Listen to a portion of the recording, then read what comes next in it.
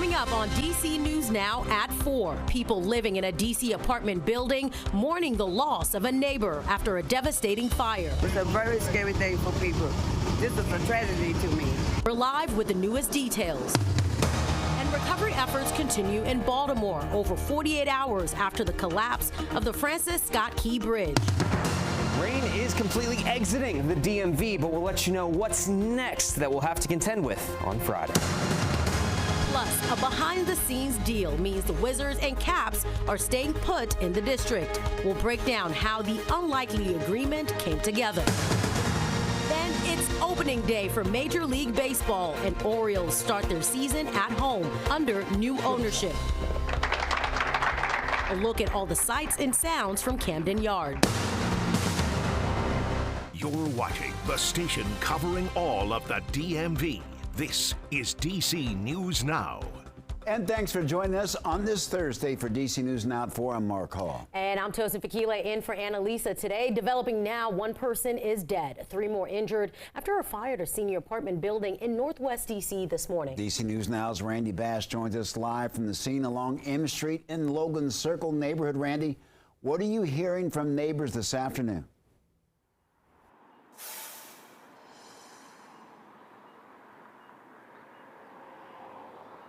Yeah, Mark, Tosin, neighbors here living at the Claridge Towers in Northwest DC are mourning the loss of their neighbor here today. When crews first got here around 8:30 this morning, they found a fire on the 8th floor of this senior high-rise apartment building. Everyone's first focus, making sure people inside could try to get out.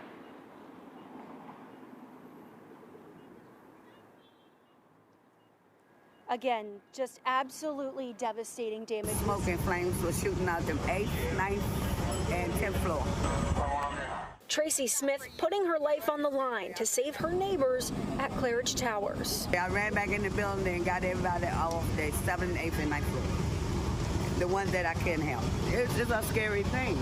It's a very scary thing for people. This is a tragedy to me.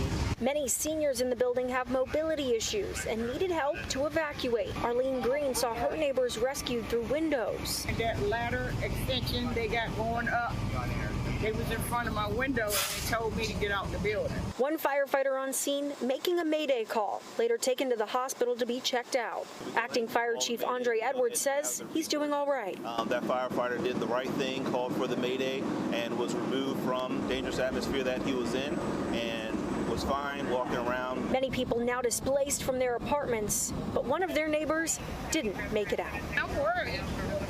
I'm worried because we all family in this building and we care about each other.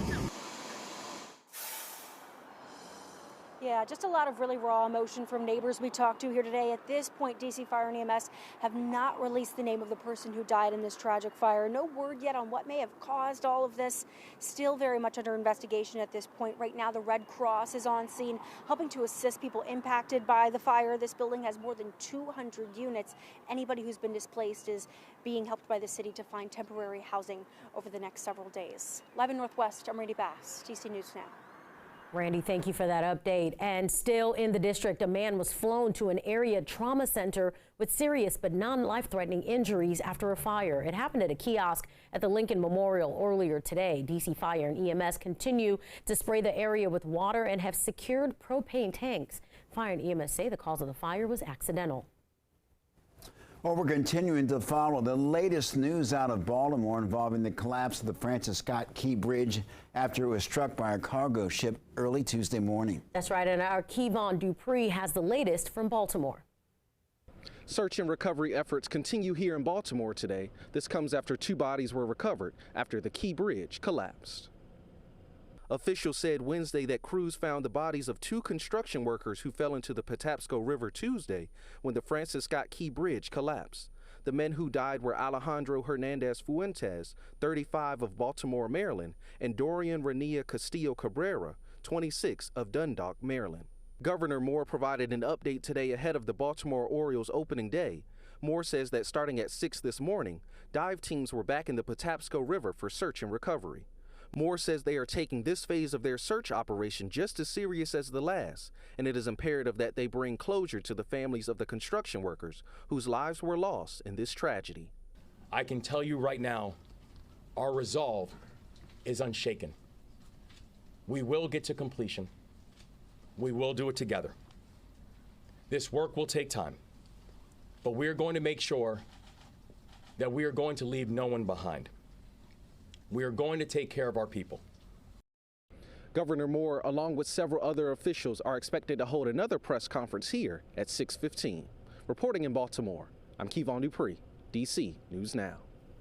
All right, Kevon, thank you. And of course, we'll bring that new press conference once we take it right here on DC News Now. All right, we're going to switch gears, taking a live look outside over the National Cathedral. A better view today than it was yesterday. It looks like the sun is out a little bit more today. Let's head over now to meteorologist Damon Matson with a first look at our forecast. And Damon, our neighbors up in Baltimore, it seems like the weather conditions today better than yesterday. Yeah, exactly right. And I know this is going to be a long-term effort with this recovery here with that bridge collapse and everything going on. But I will say, at least just here in the short term, just after all of this, yes, we have much better weather conditions for all those crews that are out there. Visibility, not an issue at times. Yesterday, when we saw a good amount of rainfall, there was also plenty of fog and mist that they had to contend with. That is just not the case today. And taking a look at that radar loop as well here, there was a little bit of rain early this morning in and around Baltimore in the I-95 corridor and off to the east. But that rainfall, while still just off on the horizon, it is on the other side of the Chesapeake Bay, and things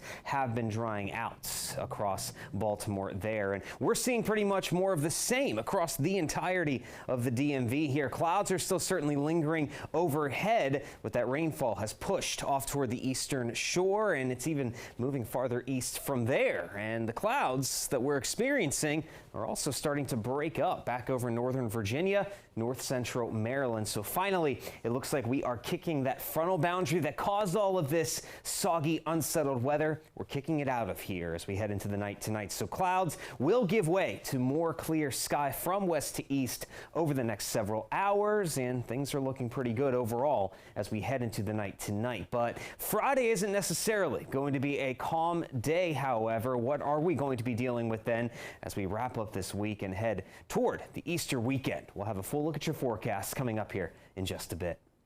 All right, Damon, thank you. Meanwhile, the Monumental move is a no-go. The $2 billion deal to move the Washington Capitals and the Wizards to Alexandria is officially off the table.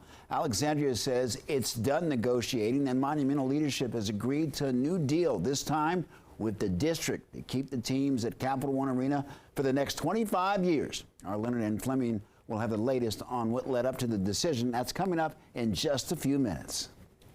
Heading over to Hagerstown, the only shelter for women and children will have to close next week because of a lack of funding. The Salvation Army, which runs the shelter on the city's west side, says the growing demand for the shelter services has outpaced its financial resources that are available. The nonprofit says it is exploring other options for displaced families until a fundraising event scheduled for May can be held. Meanwhile, the Salvation Army is providing food vouchers, meals in the community, kitchen, and clothing vouchers.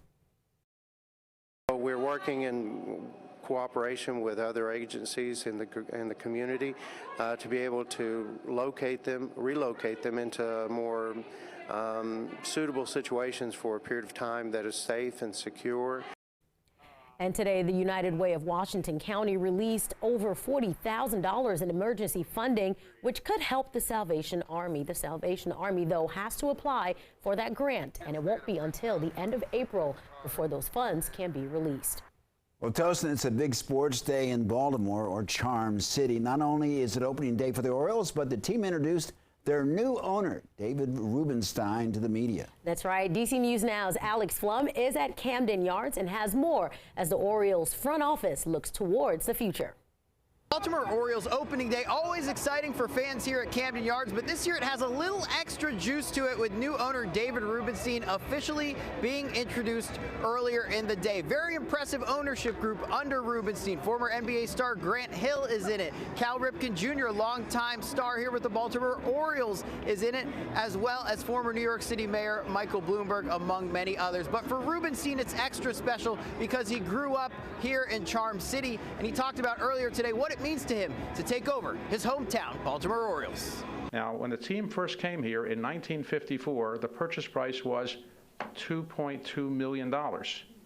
My partners and I are paying a little bit more than that, inflation being what it is.